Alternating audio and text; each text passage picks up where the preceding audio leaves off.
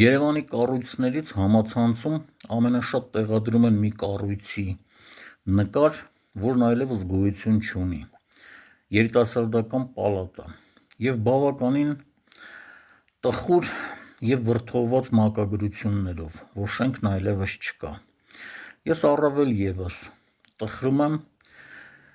քանի որ ծնվել-մեծացել եմ այդ կառույցից 150-ից 200 մետր հեռավորության վրա։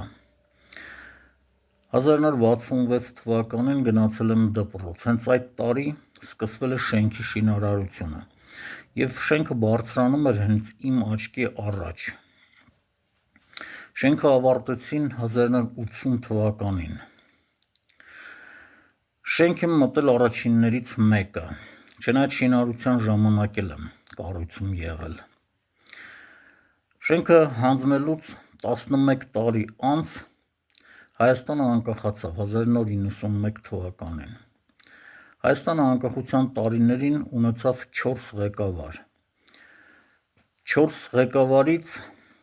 ոչ մեկը Երևանում չի ծնվել, իսկ 3-ը նույնիսկ Հայաստանում չեն ծնվել։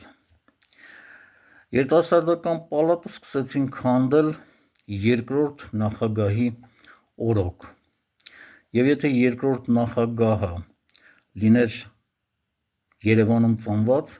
կամ թեկուզ գոնե Հայաստանում, դժվար թե այդ կառույցը քանդեին։ Իսկ եթե ասեն չի իմացել, դա պարզապես բացառվում է։ Դա Կոնդի կամ Սարիթաղի կիսաքանդ փոքրիկ տներից չէր, որ երկրի նախագահը չիմանար, որ այդ կառույցը քանդում են։